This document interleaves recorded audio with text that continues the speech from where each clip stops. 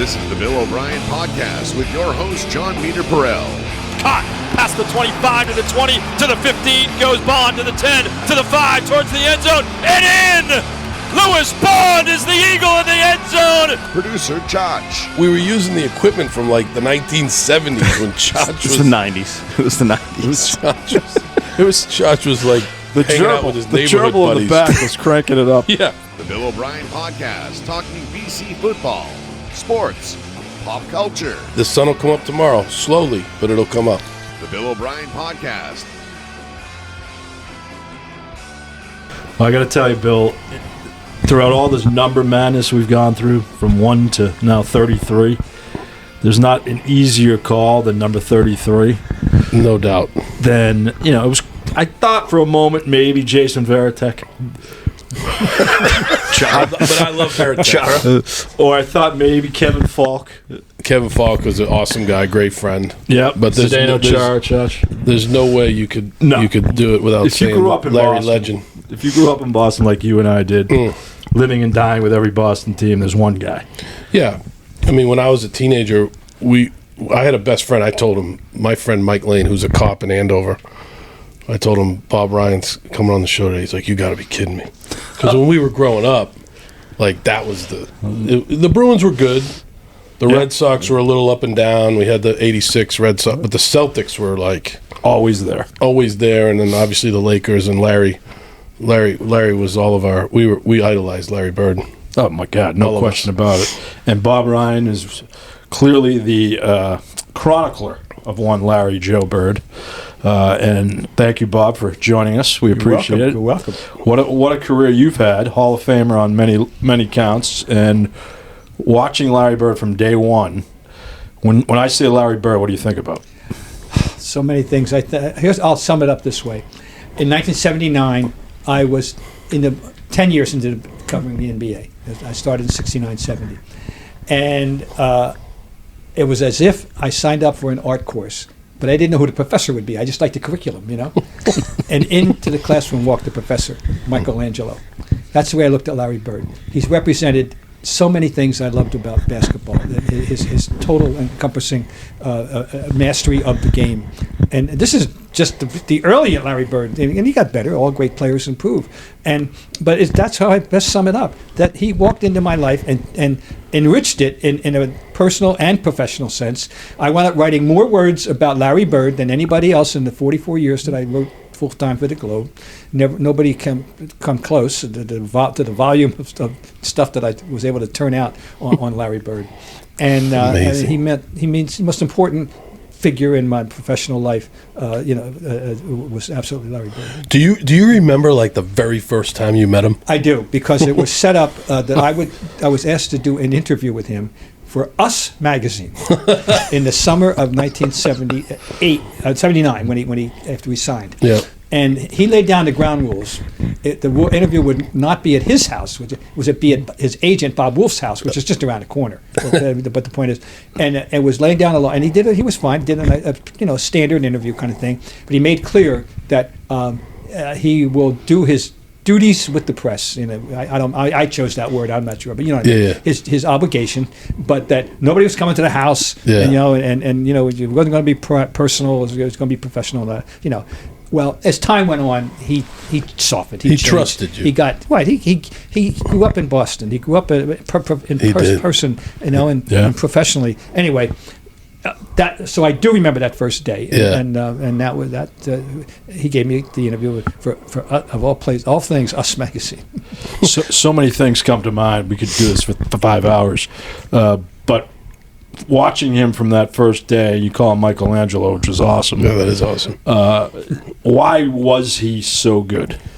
The physical, he's underrated as an athlete. People talk about athleticism in terms of running and jumping.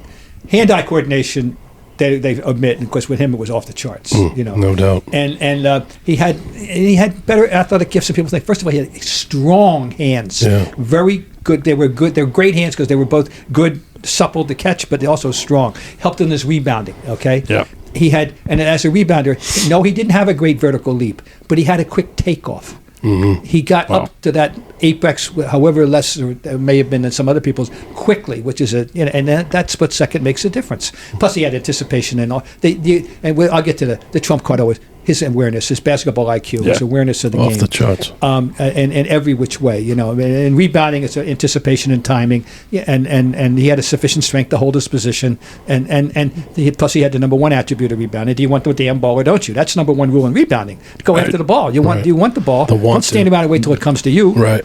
And that separates the decent rebounders and the good ones from the great ones. Right. That's the hit. But in terms of anticipation, it was best summed up by Bill Fitch early. I think it was rookie year. Yep. And he said, I call him Kodak.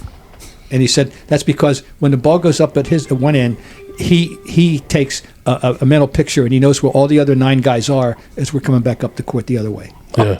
Never heard anyone else described in that fashion. That's incredible. So back in the day, did they let you guys? Could you actually watch practice? Like watch the whole practice? Yes, we watched the entire practice. There were no closed. I never encountered a so-called closed practice in the 13 and a half years over 3 separate stints that I covered the Celtics that I ever had. Was not able to go to every second of practice. Practices with him must have been legendary. Well, and practice meant a lot to him. When he was injured at times, the thing that drove him craziest was not being able to practice. Yeah, he was none of that Allen Iverson practice. No. He worshipped practice, and Michael Jordan did too, by the way. Yeah, and Larry, absolutely, he valued practice. It was very important to him. Yeah, absolutely. Hellenic College, Brookline, right around the corner here from BC, and you mentioned he was literally living right around the corner, but that to me defines who he was from a competitive standpoint. The fact that he liked practice. Bill's been around a lot of guys. Some guys don't like to practice. Tom Brady liked to practice. Loved it. Yeah, well, it's an attribute of some of the truly great. I can't say all. I don't know, but I do know that in his case it was a given that practice was extremely important. Wow. And from when do you think he got better each and every year? I don't know. I mean, incrementally as time went on, yes, but I won't say guaranteed that there was something every year. But I'll tell you, the one I most remember in 1983, they were swept by the Bucks. Yeah, and he missed a game. He was sick, and so they just weren't. And Bucks were a better team. Okay, fine. But after Game 4 in Milwaukee. I was on TV at that time at Channel 5, and so I had time to linger, after the game. I wasn't rushing to get back to write my story. You and Glenn Ordway and I were there alone with him after everybody had gone. And Glenn Ordway was then, of course, Johnny Most's right-hand man, the color man at the time, and that's what we were doing at that time. And Larry told us, he said, I'm going to take this, I'm going to go home, I'm going to practice, I'm going to get better, I'm going to come back next year, and I'm going to be better. And he went home that year, and he came back with a new shot. I called it the throw shot. It was a turnaround on a baseline. There was a half jump hook, half jumper, but a flip, which he then used a lot the rest of his career. And that just sums it up. That he took that, and by the way, as an aside, they had all the players who mattered. I can't say the 12th man, but all the players who mattered had quit on Bill Fitch, but not Larry. Larry was the only ally he had left. Yeah. No kidding. What? Tell the story about when he played left-handed against Portland. First of all, it wasn't 100. I looked. I think it came down to 11 lefts and 10 rights. Yeah. Okay. So it wasn't totally. No, everybody. Still, see, that's the mythology, Coach. The mythology that and that's what happens. You know how that gets. Things get blown up. No doubt. But it still was a remarkable performance. And his left hand was, first of all, people don't understand. Larry Bird is a natural left-hand person who played basketball right-handed. He eats and sleeps and writes left-handed. And among others who do that, Danny Ainge and Brooks Robinson. Yeah. I don't know how many others there were out there, but those two I know for a fact. Yeah. Larry Bird eats left-handed and writes left-handed, but he played basketball right-handed. So he had a very highly developed left-handed that he relied on. Yeah. That game everybody remembers, but the one I most remember is just playing the Pistons in the playoffs, and they're winning the game, and Larry pulls up from 15 and then takes a left-hand jumper just because. I guarantee you, just because, but that game in Portland is most remembered. I don't know what got into him that day. I think it was circumstantial, maybe, but still, obviously, after a while, I think he kind of fell in love with it. I think his famous quote afterwards was, "I'm saving my right for the Lakers." Yeah. Sorry to interrupt. No. That's my. Do you still keep in touch? Like, he doesn't come around Boston very often, No, and I know. no. When he worked for the Pacers and he was coaching, I get all that, and he's from Indiana, and I know he loves Indiana, but like, you'd love to see him come around more. You know what I mean? He really doesn't want to be in the spotlight. I could contact him I can contact him, but sometimes he responds readily, and sometimes I have to go beg through his agent, and not his agent, his right hand, his Jill. Everybody knows Jill Leon, his right hand man, assistant. lady for 50 years. Yeah. But he prefers to be out of the spotlight. Completely. So does he live in Indiana? He lives in he's got Carmel, Indiana, and Naples, Florida. How about that? He just doesn't want. Yeah. He doesn't want to be in public too much. Now, they got a hold of him in 2024, and he and Dr. J were urged to go give a pep talk to the NBA players before the All-Star game about playing the game for real. And they thanked him by giving him the middle finger and going out and scoring, make it 211 to 186. I know. So he probably figured, I'm done with that. I'm not doing that Fill in the anymore. blank, imagine. That was No, but he's very private. Going back to what you were talking about, because I told in similar ways, the same thing was said about Brady. Brady had incredible feet and his hand-eye coordination, his ability to process information and make a split-second decision. Having seen, I saw it when I was a kid. I went to a game, lucky, sat down near the court. I will never forget. Now, I was probably 14, 15 years old, how big he was. I mean, he was 6'9", and I remember what you said, like big hands, and so he was an incredible athlete for the size and what he could do. But the brain power is what separates ultimately, because I believe that Larry Bird got more done with the basketball in his hands less than any person ever. How about in other that? words, when you think about he's the best passing forward. I don't want to hear about anybody else, including LeBron. LeBron's got the ball all the time. And Larry thought two shots ahead, two moves ahead. So that what he was going to do if he got the ball and he knew what he was going to do with it 2 steps ahead. And so many of those touch passes and backward bind overhead passes, unbelievable stuff like that. He had figured out in advance. And I believe if you were to chart the time the ball touched his hands compared to anybody else in the top 10 assists, it wouldn't be any close. He had the ball less than anybody, but was still the best passing forward. He had the variety of passes as well as the creativity of passes that no one else has ever had at that position. Incredible. I just want to change the subject real quick and talk about you for a second, because when I was growing up, my dad loved the Boston Globe. So every Sunday he would read it and then he would pass it over to me, the sports page, right? And it was a legendary crew of guys. Bob Ryan, Lee Montville, Peter Gammons, Shaughnessy, right? Jackie McMullen. I'm leaving people out. Did you ever go out to dinner all together? Did you hang out together? Did you what a legendary group of sports writers.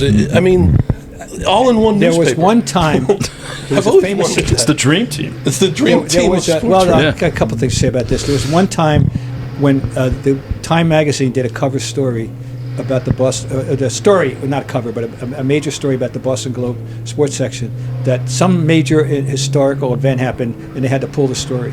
It didn't see the light of day, but they had worked on it. But the Globe did give us a little honoring dinner at that time. Yeah. But as a rule, to answer your question, not really. You went out with your friends when you were on the road, obviously, covering whichever sport you were covering at the time. Because in my case, I covered basketball, of course, 13 years, but I was a columnist the last 22 years of my career, which means you touched all the bases. Right. So anyway, no, but we were an all-star. It was a dream all-star team. And here's, just try to put it in perspective. At one point in the 80s, the 4 major people associated with the 4 major team sports, myself in basketball, Peter Gammons in baseball, Will McDonough in football, and Fran Rosa in hockey. Yeah. made it into the media shrines of those 4 respective How halls about of fame. that? That's incredible. No other paper No. can say that, No, or ever that- will say that. that's And- incredible. And that was just part of the deal. I remember I used to kid about us when we get to the playoffs in basketball in the 80s, and I said, here's our bench: Jackie McMullen, Ian Thompson, Mike Madden. I mean, we came up, that's our who? bench. A bench, yeah. Not bad. Now you did, so it's interesting, like the other thing I love about you and have immense respect for is you've covered all the sports. I mean, you know, I know, like, because I read you all the time, and you know, sometimes you'll have that article where you cover all, you know, you'll have an excerpt about each team or what's going on. State of Boston Yes, sports. state of teams, for State sure. of the team, stuff like that. That did you? How it started out for you? Were you like, okay, they would assign you to a sport, or did you say, I'm going to cover basketball? Oh, no, you do what they tell you in that regard. First of all, I got to back up. I grew up as just a huge sports fan in a sports-minded family. My father, when I was 6, 7, and 8, was the assistant at AD at Villanova. And that's when I got introduced into college sports. Oh, I never knew big that. time. And I went to the Palestra when I was 6 years old. Oh, yeah. And when my father was he was in charge of promotion at Villanova, and he came up with a promotional idea that, and you'll love these numbers, this is the gospel truth. If you bought $10 worth of groceries at the Acme Market, you got a ticket to the Villanova game. And they a big sold deal. out Municipal Stadium in Philadelphia, which is 90,000, playing the likes of Kentucky and Maryland and a few others, you know, losing all those games, by the way, but that's okay. Anyway, so I was immersed in college sports. I call them, Coach, my foundation sports, college basketball and Major League Baseball. Okay. See, he also had strong ties with baseball, and we went to, I would wake up on a Sunday morning, I was in 7, 8, 9 years old. Hey, we're going to Philadelphia today. The Phillies. Or we're going to Polo Grounds today. Yep. And that's the way I grew up. Yep. So I That's thought I'm amazing. a big all-around sports fan. I remember the 1954 Rose Bowl, or 55, when Dave Kramer kicked the game-winning field goal for Michigan State over about UCLA. that? Holy cow. I was at the Army-Notre Dame resumption of the rivalry in 1957. How about that? And when Bob Anderson went 85 yards on the first play from scrimmage for Army, but Notre Dame won a Monty Stickles field goal, you know? I mean, so I got this foundation. Okay. Now, but at the Globe, no, you do what they told you. In my case, this is so serendipity, it's ridiculous. I was a summer intern at 68, and then I was in the Army Reserves, and I went and did my duty. When I came back, they rehired me as an office boy with a verbal promise of the next opening on the staff. Okay, this was in February of 1969. Wow. So I'm an office boy all February, March, April, May, June, July. Now it's October, middle of October, and I'm sitting here minding my own business at the office, and Fran Rosa was then the morning sports editor. Comes up and says, "Well, good news for you. You're going to be on the staff now." And Bob Sales just left the covering the Celtics to go to news. And guess what? You're covering the Celtics Friday night. I was 23 years old. I swear to God, I had not seen the next new coach, Tom Heinsohn. I had not seen Bill Russell and Sam Jones are gone. You know, I had not seen an exhibition. I had met anybody. I'd never covered an NBA game. And that's how I got started. And so basketball was dropped into my lap. Happily. That's amazing. But I have to tell you the truth. If you would ask me at age 20, would you rather be a baseball writer or a basketball writer? I know I would have said baseball. So in watching the Celtics City last night, my wife and I watched it. It's incredible, and I think it's a 9-part. Obviously, you're in it. Yes. And part 1 was it was called The Founding Fathers. And so one of the things that was unbelievable was right in the beginning, the owner of the Celtics, when he hired Walter Brown, when he hired Red Auerbach, he put Red in charge of everything. He said, "You're in charge of this, obviously coaching. You're in charge of bringing the players in." What was Red Auerbach like? He was what you think he was. How much time do you have? Except Jan Volk, who was his assistant, and then succeeded him as general manager, and grew up almost as a surrogate son because Jan's father, Jerry, was a close friend of Red, and he ran Camp Millbrook, where Red ran his camp and his rookie camp. So Jan and Red had 2 daughters, and Jan, if there was a son, it was Jan Volk. Okay, he knows. He once told me, he said he was more and less than you think he was. How about that? First of all, very bright. He could have been a CEO of anything. He just loved basketball more than anything. But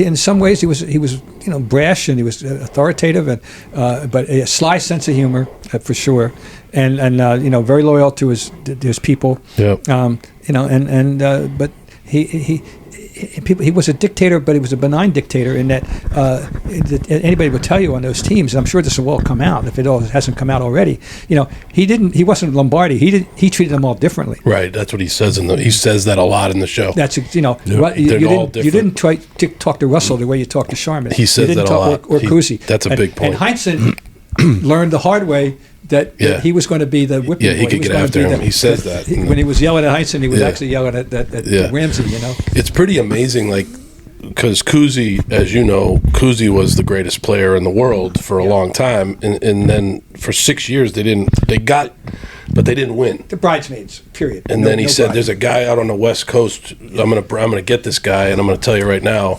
we're gonna win with this guy," and it was Russell. That's true, and he had to manipulate to get him. The thing is that this is to tell you the state of the world, then, both in terms of athleticism and in terms of racial relations. St. Louis wasn't going to take Bill Russell. Period. That's amazing. He could not go to the northernmost southern city, quote unquote. That's what they called St. Louis. Incredible. Okay, so they weren't going to take him, and Rochester couldn't afford him. Right. So, but he worked. How about this? This is the greatest move of all time. He works a deal with Lester Harrison, the owner of the Royals, to swap draft picks, and he will give him dates to the Ice Capades. that's in the show. Yeah, it's the truth. This is the world. He gave him dates to the Ice Capades. That's amazing. And that's Russell was the third pick in the draft. Yeah. And so imagine, and here he comes off 2 NCAA championships and an Olympic gold medal. Yeah. But he was a different kind of player. He revolutionized the game with his shot blocking. Yeah. People didn't block shots. Yeah, no. They didn't play the game Russell did. A center was supposed to go out there and score. And also, by the way, rebound. Yeah. Well, Russell could definitely take care of the rebound thing. Yeah. But, he wasn't going to give you 30 points a game. He'd give you, 15, 18. But anyway. He ran the court. And he was a gazelle. He was a champion. He was an Olympic level high jumper. How about that? And he was an athlete. He and Chamberlain both, by the way, were incredible athletes. Oh, yeah. Wilt ran the 440 and different to doing high jump. How about Wilt that? could have been a tight end. When you think about going back to Cousy real quick, what was it like to watch him in person? That must have been unbelievable. Well, I can't. I did only a couple of occasions, I'm sure, in passing, because he retired in '63. Right. I know I saw him in Philadelphia going up once, and I can't testify to that. I can only, but of course I got to know him very well, but I can't do that. But you're right about Cousy. If you stop the man on the street in America, anywhere, in 1953 or 4 or 5, and said, "Name me one basketball player." Yeah. The number one answer would have been Bob Cousy. Two would have been George Mikan. That's incredible. Two would have been George Mikan. Yeah. But there's no question, Bob Cousy, he was nicknamed Mr. Basketball for a reason. Yeah. He was the most identifiable basketball player in the world. I didn't mean to age you by saying if you watched him play, but I thought maybe as a kid you might have seen him play. But he was the highlights on this documentary of him, like in the behind the back passes and his ability to ball handle and dribble himself out of trouble and the passes. It's amazing. Like some of the shots he would make. And when he came to Red, Red got him out of a hat. He didn't really want him. That story. And literally picked him out of Red was very wary of the fancy passes. He said, "You better make sure they get to the right guy." That kind of thing. But that's amazing. Because they called Holy Cross Fancy Pants AC. They nicknamed them when they were. Bob, when going back to the Bird Celtics, when they, I think it was '85 when they brought in Bill Walton. No.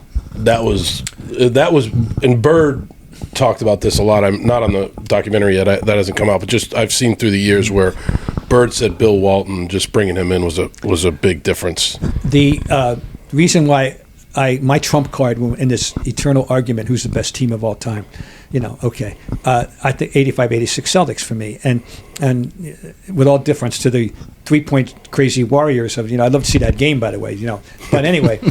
Yeah, me too. The trump card was there had been and are great six men, Havlicek being the greatest of them all, but they all were, as a rule, traditionally two-position mid-sized players as a rule.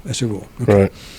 There never was a six-man. Now, McHale was six-man, who's 6'11", but there wasn't a six-man who changed the game at the center position every night. And I'll tell you right now, the collaboration of Walton and Bird was almost criminal. It was sinful. I mean, it was so to the opponents. They did stuff. And they made artistry out of the give and go that because they could vary the timing of it in a way. You talk about two basketball PhDs on the court together, no doubt, and you'll never see anything like it again. And their relationship was hilarious when you hear. Oh yeah, because Bird was bust his chops. Bill's a major. I mean, Larry was a great ball buster, of course, and Bill was such a target. For Bird might be the greatest trash talker of all time. Yeah, the great story is when I think they lost the first game of that year, and Bill Walton came in the locker room and he said, like, I let us down, and I'm the worst Celtics player of all time, and all this stuff. And Bird like came out of the around the corner and was like, if I got to listen to this for an 82. It was in New Jersey, and he called. He said I was a disgrace to basketball. Yes. Nobody liked Bill Walton. They lost one game at home. To Portland, in which I remember that night, this early December, they had a lead for one possession, and Portland came back. Yeah, Portland. That's the only game they lost at home. I think Steve Coulter had a big night. Coulter, and you're right, exactly right. And those teams are. Bob, when you in your career, obviously, working for the Globe and writing and all the things you've done, and then it did kind of morph into TV. Was that like a big decision for you to go on TV, or was that kind of like the natural? There's two aspects of it. Fun, just being a talking head at any time, was never. That was fine. That was fun. I still enjoy it. It's no problem. And I'd done TV in that regard as far back as 71, and radio too. Okay, but when I did leave the Globe to go to Channel 5, there was a complication. It was in 1982. I had just been passed over as a columnist. The great late Ray Fitzgerald had just died, and I had been frankly led to believe over the years that I would be the next columnist, and frankly I didn't get it, and Mike Madden did. So I was kind of vulnerable. And at Ray Fitzgerald's funeral, Clark Booth, the great Clark Booth at Channel 5, How about that? walked up to me and said, "We got to talk." And he was going to be leaving his job in sports at Channel 5 to do a general news, just a general assignment thing, and he wanted me to take his place. I thought I could be good at that. Clark Booth, he's another Boston. I was just highly susceptible to the flattery, if you know what I mean. I was feeling sorry for myself at first, anyway. About vulnerable, the column. like you said. And it was more money at the time. Yeah. And a new adventure. I was 36 years old, right. And so I did it. Yeah. But the funny thing is that after about a month, Vince Doria, the Boston Globe sports editor, called me and said, "You think you could do 2 columns a week for us on the side?" And I said, "No, that's a job, but I could do 1." And so for the next until April of '84, I would go in on Mondays and write my column at the Channel 5 and then go to work. How about that? Jeez. And what a career! But I did TV, and what I found out, and it was a good thing. I found out after a year. I said, "No, this is not for me. This is not the lifestyle I like. It's not as fulfilling for me as writing was." And TV's a collaborative medium. Writing, you get an assignment, you go take notebook, your tape recorder, and you go do it, whatever it is. No, TV, you have to get an assignment editor, you have to hook up with a photographer, and then you got to hook up with the interview subject. So say I want to come over and talk to you during the middle of the season. Well, you had set the time, and then okay, fine, we got it done. But then, in the middle of the interview, my photographer has to run out to the car to get a new battery, they're heavy to paint, and he was gambling he could get through the thing without it. But he didn't want it. Well, and then you're sitting there fidgeting, hey, how much time do you think I have, kind of thing. I'm saying, Well, and then wait a minute, I'm not done. Then you get back, you screen your tape and you write your script. And now you have to get into the edit room. You have to petition, get a time to get in the edit room to work with somebody to put this thing together. Yeah. Well, they give you a time, say 4:30, and then the time comes and somebody's overstaying your time in front of you, like at the dentist office or the doctor's office. So now instead of an hour and a half, he's got 45 minutes, and he can't do it the way we both want to do it. It's meatball surgery. So out of 5 nights a week that I do something, I'm maybe happy with the product, maybe 2. Yeah. That wasn't for me. Maybe for somebody else. And I knew another way of life, So anyway, I left and went back to the Globe. Yep. And on April 15th, 1984, my last assignment was the marathon pregame show with Mary Richardson. We're standing out there in Hopkinton interviewing Mayor Ray Flynn about to go run his race. I remember that.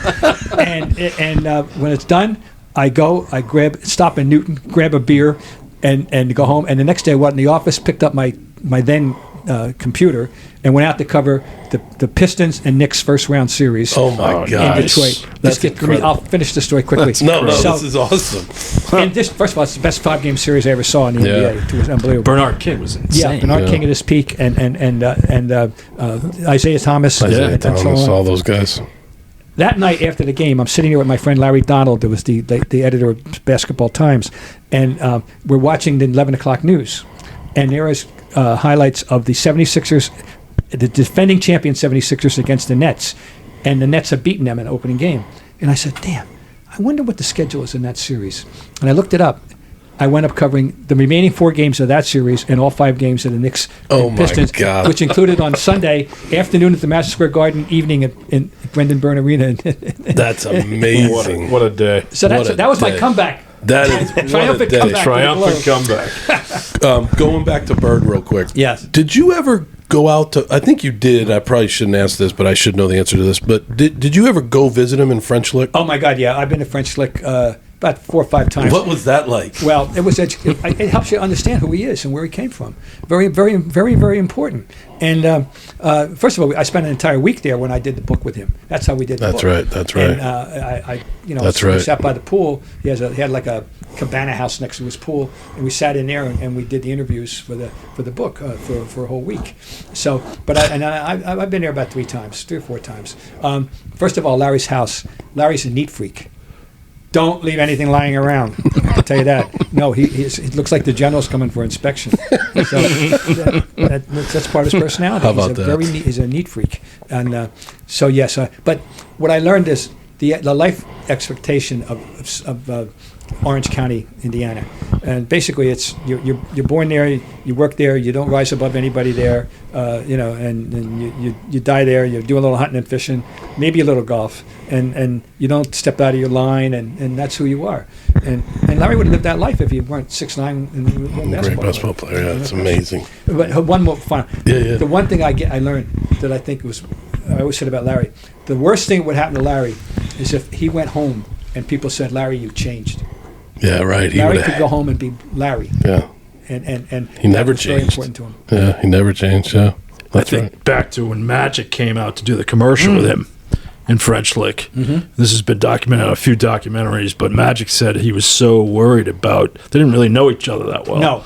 And it was the first really start of their relationship. Do you remember that? Yes, very, very true. And Magic found out, my God, he grew up richer, a lot better life than Larry. Larry's family moved all the time. The father was an alcoholic who was in and out of work.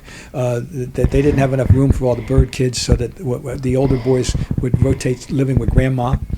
And Larry spent his senior year at Springs Valley High School. The grandma lived directly across the street from the gym. And Larry would go home and take a nap and get up at 7 o'clock and at 7 o'clock and walk across and go play the game and go get 35. How about that? With 8 and 22 rebounds, How about that? But that's the life he amazing. led. Yeah. It is a. Did that relationship always kind of spark you? Like that was always, I mean, obviously they were the best players at the time before Jordan, but that was, the yin and the yang there was unique. Well, we hit it off. I don't know. Fortunately for me, as a writer, and he liked me. We hit it off immediately, and so it was I value that relationship. Of course, it was very important to me professionally, naturally, but it's also important to me personally. I liked Larry. I watched him blossom. I did a piece for the Globe magazine in like '88, I think. No it was. kidding. And a cover story about the blossoming of Larry Bird. And Larry was talking about more unburdening himself about how he figured out how to handle the post game, and he realized after a while, hey, these guys are on deadline. They only need me for 10 minutes, Right. 20, and he figured that out, and then he handled himself fine. Yeah. And then he got to the point where during the playoffs, in 87, 88, on the off days, you go to Larry. Larry would tell you stories. Now Larry was a raconteur. He wouldn't have believed the young Larry that he would ever be doing stuff like that. Right. But he got comfortable doing that. Talking about the Bird Magic, the revolution of the NBA. I mean, you were right there and saw all that. Just talk about that a little bit. Like, could you see that coming? Like, obviously they were rivals in college, played the national championship game. Could you forecast that?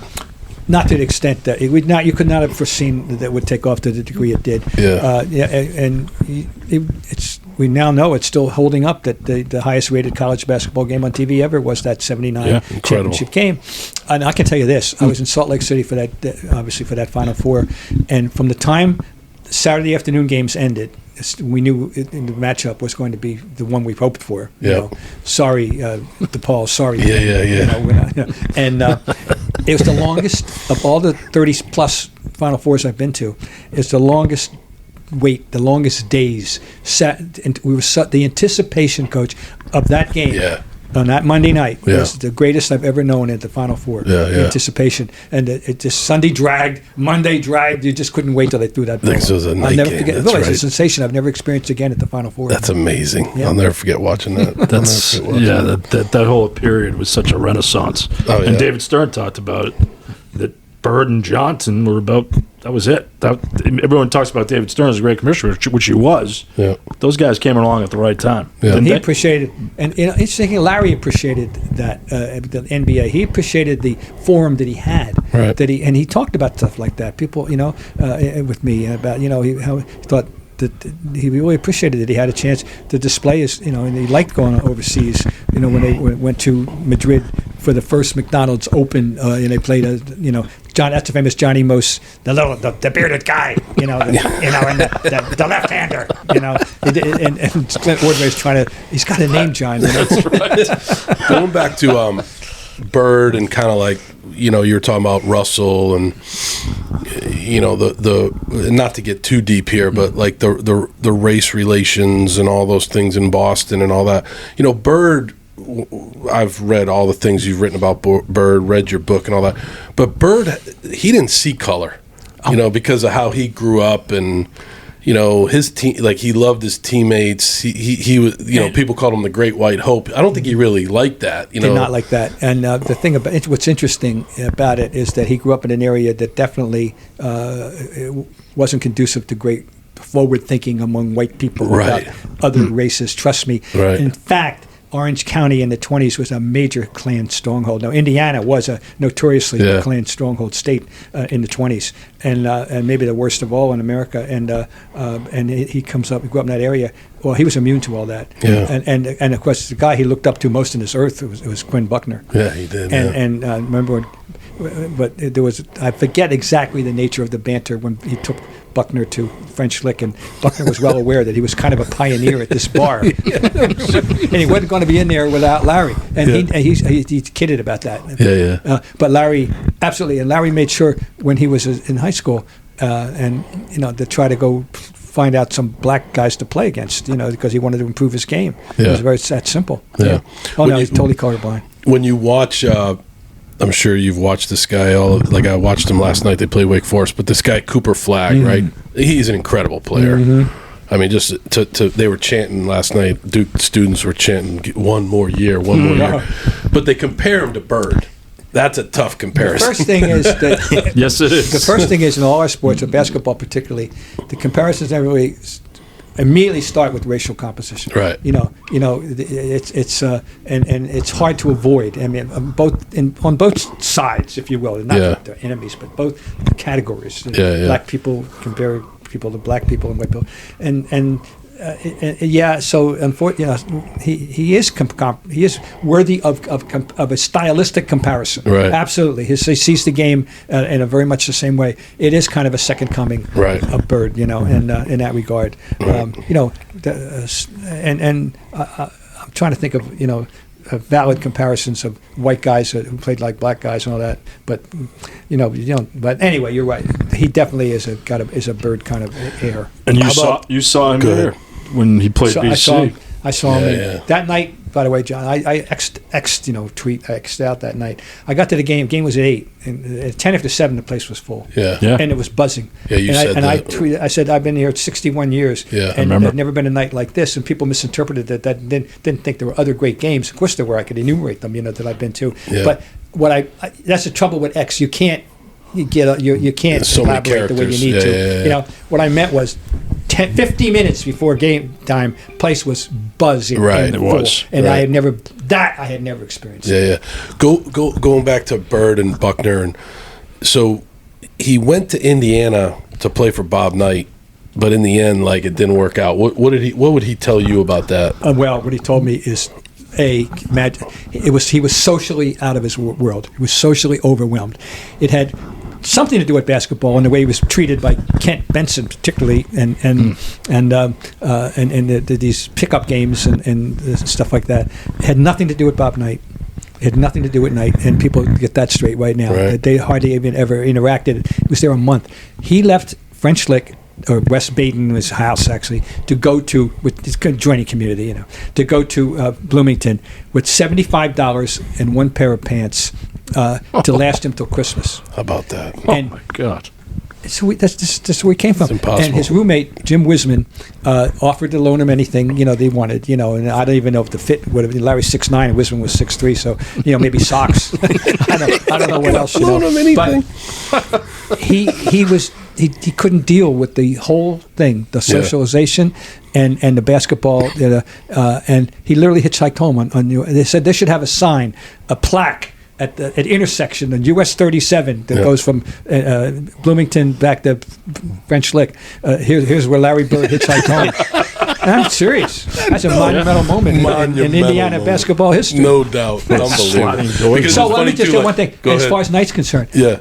Bob Knight once told me, to my face, that he regrets it was a terrible mistake, that he should have done something to stop Bird. right. Now, think about this. That year, 74-75, which would have been Larry's freshman year, Right. they lost one game.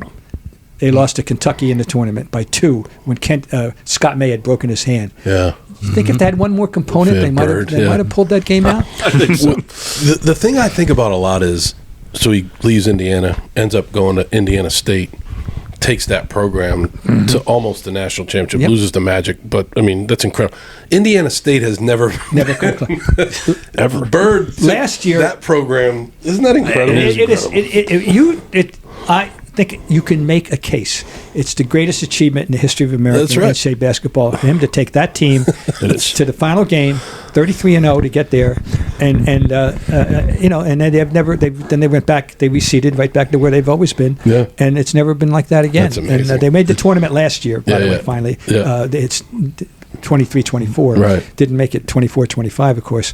But you're right. No, it's an incredible achievement. Amazing. Yeah. Then Should be Larry gets- Bird. You forget about Indiana State. It's incredible. They owe him everything.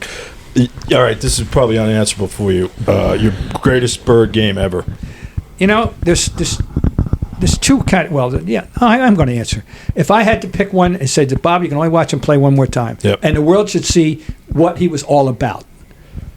Game 6 against Houston in 1986. And the background of it was there was a tougher series than we anticipated, and Game 5 was the famous fight with Seasting and Ralph, Oh, yeah. and That's among right. others, Yeah. And they got pushed around and got beaten on the boards in that game. Yeah. So we come home, and Game 6 will be on Sunday, and on Saturday afternoons practice. Of course, once again, Larry said, "We're going to be okay. Don't worry about it. I'm going to take care of business." Blah blah blah. Words to that effect. Okay, but trust me, he said it. And then he went out and he played what I consider to be his final all-around game. He was a force on defense that game. He seemed to be everywhere. I remember Jim Peterson of Houston saying, "One man beat us. Yeah. One man beat us." You don't Yeah. usually say that, but I'm telling you, one man beat us. Yeah. He was on defense. He was everywhere. He was making switches. He was stopping plays. He got a jump ball against Olajuwon. How did he do that? He did in the he first did. period. I mean, it was I he was out totally playing. He was remember almost that out of game. body. He was that was, and and that's a game he famously. Things were going very well in the third quarter, Yeah. and he famously got a rebound, and he turned around and dribbled out into the corner, And he and hit turned it. around and made a 3. I was yeah, about to yeah, say yeah. that. I Now, was guys, about to- everybody pitches out, now these days, of the way the course. game is being played. You didn't play the game like that then. No. And he didn't. He dribbled it out himself, turned around and hit the 3. And, Unbelievable. But that all-around game. Now, the other game he played, among the many that we had an anniversary in February, and it had a background too. We go to L.A. It was February 11th, 1981, and they're on a road trip. And the night before, had lost in overtime in Seattle. And Tiny Archibald was hurt, didn't play in that game, and wasn't going to play in this game. Yep. And I basically wrote off in my head, okay, they're going to go to L.A. They don't have Tiny, it's fine. Sure. But get there and find out Magic's not going to play. Well, Magic's sitting there on the bench during warm-ups, and Larry goes up to him and says, "Earvin, sit back and enjoy the show. I'm going to put on a show for you. Enjoy the show. Now, that sounds apocryphal. I had Magic Johnson on tape verifying that story. No. Do you really? Oh, yeah. You can believe that. So, Larry, you ready? 36 points, 21 rebounds, 6 assists, 5 steals, and broke up at least 2, if not 3 fast breaks by himself. 3-on-2s, he broke them up. Pretty good night. He kept his promise to Magic. Incredible. I'd like to see that 36 one and again. 21. Unbelievable. 6 assists, 5 steals, and breaking up 2 or 3 fast breaks. Just real quick, though, last night in this thing, they're talking about the founding fathers, and Russell, like Bob said earlier about Russell, he didn't score a ton. I mean, he scored, but not. Yeah. But he rebounded. He had a game where he had, like, you probably know this better than me, 20 points and 40 rebounds. 30 and 40. Game 7 30 and and 62 against the Lakers. Overtime. 30 points, 40 rebounds. 30 points and 40 rebounds in one game, in a playoff game. That is When you tell these stories to people, it's like talking about the dinosaurs. Yeah, Or, they're like, what? The Tyrannosaurus. the What? Rex. Yeah. Now it's Steph Curry at 15 threes. Yeah, it's a different game. He does not like. You do not like the I hate three-pointer. the 3. It's the worst thing happened to basketball in my lifetime. They just The shoot worst so ever. many It's threes. distorted the game at every level. It's There's no changed the game into plays. something that's totally different. Yeah. It's not balanced anymore. Not a lot of strategy. No, I mean, I don't like it. So Yeah. the current iteration of the Celtics, you don't enjoy watching? Well, I mean, I have to, I have to suspend my, they do it as well as anybody right now. They do. But they overdo it. But Joe's committed to it. And everybody, they're no different than anybody else. So I got to put up with it. Yeah. But but do I love it when I see Tatum go to the hoop? Sure. Do I love it when I see? I have to say though, I do love Pritchard. Oh, yeah, he's great. I actually this week I filed the formal adoption papers. But I love him because he's more than just a 3-point shooter. Yeah, he's a tough basketball little guy. player. He's a cross between Larry Siegfried and Eddie House. Yeah, That's a good one. That's a good one. How about that? Eddie House, yeah. I like it. To which, of course, he would say, "Who's Larry Siegfried?" Well, that's Yeah. No, well, we know who he is. I didn't see him play, but I know who he is. Pritchard got married on the Cape this past summer, and Yep. and he played golf where I play golf, and I got a chance to meet him. Great guy, Yeah. great guy. That's what And everyone says. it's funny, Bob said, and he's right. Compared to the Giants that he plays with, little Pritchard, he's actually like a pretty big guy. Is he? Yeah, like in person. Like, Well, amongst these guys. yeah, but when he goes and plays with these I looked huge him up. guys. I was curious because high school. First of all, where he's from? He's from basically a suburb of Portland. Yeah, he went to Oregon. And 4 high school state championships. Yeah. Yeah, he's a 4 winner. for 4. Definitely a winner. Definitely a winner. I saw him on the golf course. He was competing on the golf course. He was he? like the. And then they fourth have guy. a very much like Vermont and New Hampshire in football and Kentucky and Indiana in basketball. They have an Oregon Washington high school basketball confrontation thing. He got 45 in that game. Drop 45. Yeah, he's a legend. That's out So there. crazy. he's always been good. Before He's a we let legend you out go, there. and again, we need to bring him back. I think maybe Oh, next my week God. when we do the Please. when we do the Kevin Gamble podcast, number 34. I can't. You won't believe I was thinking about him. He crossed my mind today. Did he? Kevin Gamble I'll did? tell you why. This is the talk about That's crosses. random. So this is the world we're living. Okay, somebody tweeted a thing, a lot of Oscar stuff, and I don't know if the Oscar this, Oscar that, and I thought, oh, Oscar Gamble. And remember the outfielder for the White Of Sox, course, yeah. who during the 1977 season said to me, I heard him say, he said, that outfield in Whiskey Park is so big you could park cars out there. Well, when Kevin Gamble played for the Celtics, Chris Ford always called him Oscar because of Oscar Gamble.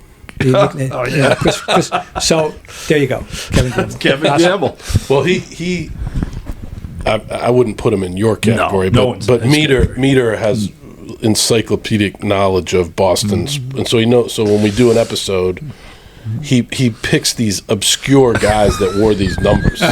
So like episode 21, I picked the Rocket Man, Roger sure. Clemens. Well, he picked Who was it? some DB for the Patriots in the 70s. That's funny. I don't know. I love that. So that's what Gerard he does. Cherry, I think. Yeah, Duron Cherry. Random people. Yeah. But you like YouTube's a great invention, Bob. They had Are you a YouTube guy? Do you watch I- old games? no. You don't. I mean, I do. I watch the game. Yeah. Yeah. But he's saying you can go on YouTube and you can type in a game. 1983 baseball All-Star game. Yeah. No, he does that. I don't make as much use of that. Obviously, I could. Yeah, but I seen my time is it's full enough. It seems to me sometimes, especially it's good. Imagine your humble beginnings were here at BC. We haven't even addressed that. We could do another BC Bob podcast. But what was it like being at Boston College at that point in your life? It was first of all, I was transplanted from New Jersey. I was learning all about Boston. But I love this place. Right away, I hit it off great. And but the first really, really good thing that happened to me was the second night I was here. I met a woman who we've now been married 55 years. How about that? So that's the first thing. I hit the jackpot. Congratulations! At McHugh Forum, at the first freshman mixer. Okay, so that was A. B. I got the play-by-play basketball broadcast job, and I did it all 4 years. No kidding. And here's how you'll love this, Coach. In the morning of a football game, it was a home game, football, and at 9:30 that morning, BC basketball had what they called a scrimmage, which was actually an exhibition game with full referees. It was played exactly 40 minutes, the whole deal, with real referees, against Syracuse. They came in at 9:30 in the morning. It was tip-off. How about that? Syracuse backcourt, Dave Bing and Jim Boeheim. The spectacle Jim Boeheim from Lions, New York. How about that? And there were three of us that were alternating on the game, doing the play-by-play tryout, and I got the job. I had it for all 4 years, which is how I got friendly with Coos. Yeah, I had to interact with the coach, and I've known Bob Cousy now since I was 18 years old. How about that? And so anyway, that mattered a lot to me. Yeah. But and I met great friends that I hope we fell in with people who are great sports fans. And, I love my 4 years here. Yeah. It's been quite a rise for this school since you were here, and this guy's big. I got to tell you this. You'll love this. I don't know how much you're aware of this. You may be very well aware of it. The first home football game I covered for the Trenton Times. I had been a copy boy in that previous summer because it was the collegiate debut of a sophomore running back named Floyd Little. How about that? Who had gone to Bordentown Military Institute in Bordentown, New Jersey. I'm from Trenton. Went to Lawrenceville School. We did scrimmage them. How about that? When he was there. That's how I first saw Floyd Little. He ran all over us. Okay? So anyway, that's the famous Marsetti to Cronin game. We went on the last play of the game. How about that? 45-yard touchdown pass to Bill Cronin, and the ball landed at about the 10, and the two Syracuse defensive backs collided. Ran into each other. I've heard that story. I remember the names were Charlie Brown and Nate Duckett. How about that? So that was my first football memory. That was my first football memory. I covered first BC football game. I actually covered in the press box. I was 18 years old. Was it really? For the Trenton Times. And that night there was in those days they had a dance at home game every night of a Saturday of a home game. BC had a dance somewhere, and it was a hotel no longer there in Brookline. And then I remember picking up my date, this one I just referred to, Elaine Murray, and taking her to the dance that night and celebrating the BC victory over Syracuse. Oh, that is awesome! What a great story. Gold stories from Bob Ryan. We got to have him back. We got to do part 2 probably. We do need a part 2 if he can have time for us. Would you grace us with your presence? I would love to. God, this has been a lot of fun. We appreciate you doing it. Yeah, it's awesome. Josh, I'm going to have you read that since I got a frog in my throat. The Bill O'Brien podcast reaches thousands of BC football fans each week. Your company has the unique opportunity to tap into this upscale audience by becoming a sponsor. Contact Mike Wynn at MWINN@bostonas.com for more information. Now I see where you get that screw up, Coach. Yeah. So it's Mike Wynn, MWINN @bostoncollegeas.com for more information. They make me read these commercials. Oh, yeah. We don't make you. You enjoy doing it. You're a BC grad, obviously a highly intelligent person. I'm a Brown grad, so sometimes I struggle to read these. I'm a Yale reject. I'm a Yale reject and a Williams reject. We have 3 generations of Williams rejects in our family. But anyway, we have generations but we of digress. Harvard rejects. We digress.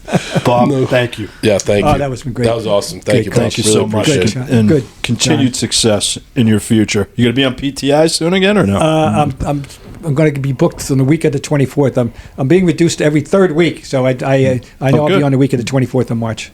Not PTI, around the horn. Around the horn. You know, yeah. But I did fill in as a summer replacement with those guys for 15 years. And that was fun. That must have was been great. that was fun. That's a great show. Yeah, no, it is. Love that show. Yeah, I Still know. holds. All those today. shows are great. They've been going on forever. I mean, Well, PTI came on the air in November of 01. Yeah. And Around the Horn came on the air in November of 02. Yeah. And the reason it exists is Tony Kornheiser and Michael Wilbon. We are a spin-off of their show. Yeah. Literally. Yeah, that's we're right. a spin-off. Yeah. Yeah, no, so when I coached at Maryland, probably about 20 years ago, for Ralph Friedgen. And Ralph Friedgen and Michael Wilbon are good friends because Michael did a lot of stuff for Ralph at that time when I think he was working for maybe the Washington Post. I forget. But anyways. So you had to interact with Gary. Yeah, Gary Williams was a legend at Maryland. I have some great Gary Williams stories. I think everybody has I a was Gary only Williams there for 2 story. years, but Of course, I go back here with Gary, of course. And, Yeah. You know. Gary, so that'll be yes. for the next time. Yes, we can. That's why we love this podcast, Bob. It's all about the stories. Yeah. But thank you again. Yeah, thank you very much. Bob Ryan, everybody, Hall of Fame sports writer, Bill O'Brien. We'll get into some BC football next podcast. Yeah, next one. We don't need to do that today. No, we do not. Ciaccio, as always, I'm John Meterparel. Thanks for listening, everybody, and we'll catch you again next week.